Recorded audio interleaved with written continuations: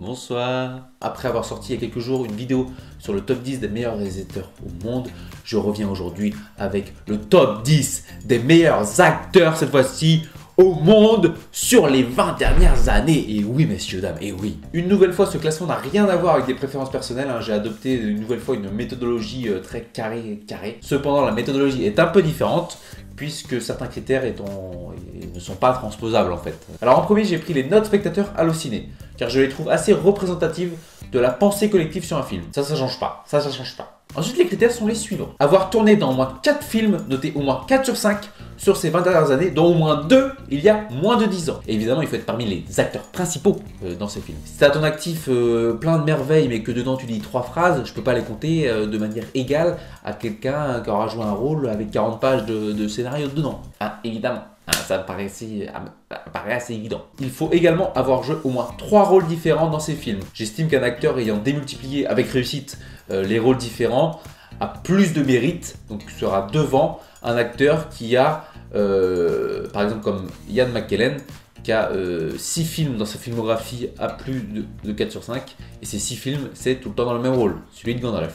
Ensuite, pour pouvoir départager les acteurs pour chacun, j'ai créé la note moyenne de tous leurs films ayant au moins 4 sur 5. La moyenne ne prenant en compte que les films avec les rôles principaux. Le nombre d'acteurs dans le monde étant très conséquent, j'ai décidé de composer mon échantillon des acteurs ayant déjà une certaine notoriété en France et à l'international. Pour cela, j'ai pris en compte les 80 premiers acteurs du Top Star Allociné. Voilà, j'en ai fini avec les présentations, passant directement à ceux qui ont échoué vraiment au pied du top 10. C'est dommage.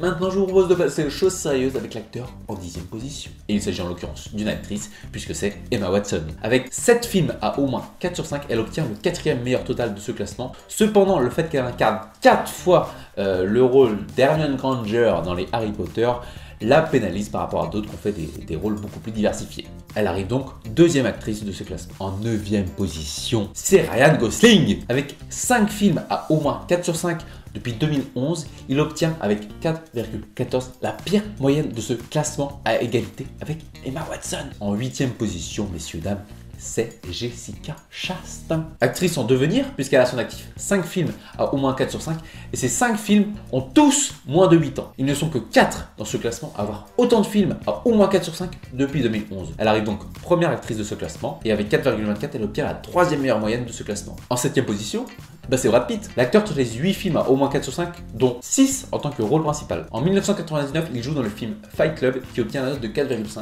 Et ils ne sont que 5 dans ce classement à avoir un film dans leur filmographie qui a atteint la note d'au moins 4,5 sur 5.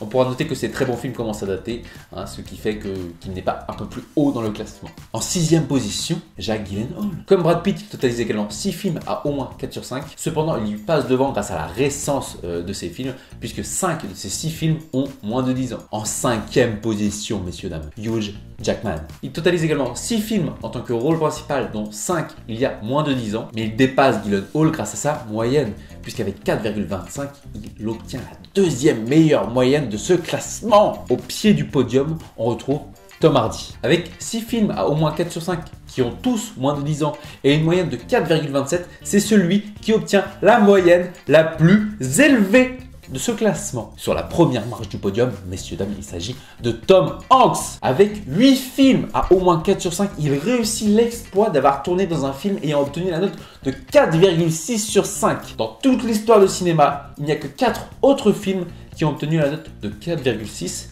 dont un qui date de 1994 et qui s'appelle Forrest Gump. Et qui était déjà l'acteur principal de Forrest Gump? Eh bien oui, je vous le dis tout de go, il s'agissait également de Tom Hanks. C'est le seul acteur à avoir joué 2 fois dans des films ayant obtenu la note de 4,6 sur 5.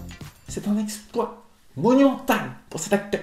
En 2e position, messieurs, dames, c'est Christian Bale. Avec 9 films, c'est l'acteur qui a le plus grand nombre de films à au moins 4 sur 5 de tout ce classement. Cependant, sa moyenne de 4,7 plus faible que le premier et le fait qu'il a interprété 3 fois le même rôle, donc celui de Batman dans la trilogie de Nolan, le pénalise par rapport au premier qui a un film de moins, donc 8, mais qui a interprété et réussi 8 rôles totalement différents. Et justement le premier, le grand gagnant. Une nouvelle fois, je vous l'annonce avec une joie non dissimulée, il s'agit de Leonardo DiCaprio. Que ce soit dans le rôle d'un espion de terrain en zone de guerre, que ce soit dans le rôle d'un psychopathe, d'un trappeur laissé pour mort, d'un courtier accro au sexe et à la drogue. Il réussit tous les rôles qu'il entreprend, c'est pas compliqué. Il totalise 8 films à au moins 4 sur 5 sur ces 20 dernières années, dont 3 à au moins 4,3. Il est le seul à faire ça avec Tom Hardy. Donc sa meilleure moyenne, le fait qu'il ait des rôles plus diversifiés, le font passer devant Christian Bale et le font donc gagner ce classement de manière totalement légitime et justifiée. Il avait dit une phrase pleine de sens, telle beauté il y a quelques années. Il avait dit, mon objectif est resté le même, jouer dans des longs métrages qui deviendront à leur tour des classiques. Je veux faire des œuvres, des films qui restent dans les mémoires. C'est magnifique, c'est magnifique. Voilà, une nouvelle fois vous aurez remarqué qu'il n'y a aucun Français dans ce classement. Eh bien oui, aucun acteur français n'a fait au moins 4 films ayant obtenu la note d'au moins 4 sur 5 sur ces 20 dernières années. Ça c'est à moins que quelque chose une nouvelle fois m'ait échappé, mais je pense pas. Aucun acteur français n'a fait ça. Voilà, donc la vidéo est presque terminée. J'en ai fini avec ce classement. Ma chaîne va pas du tout devenir une chaîne de top 10 ou une chaîne dédiée au cinéma. C'est juste que voilà, c'était un manque que je trouvais. Il n'y avait pas vraiment de classement top 10 des meilleurs réalisateurs, top 10 des meilleurs acteurs sur une vraie méthodologie. Donc voilà, j'ai remédié à ce manque. Et puis je trouvais ça vraiment sympathique à faire en vidéo. Donc voilà, je l'ai fait. Je l'ai fait. Voilà. Allez, je vous retrouve bientôt. J'espère. Pensez à la PL. Et donc à bientôt. Allez, salut.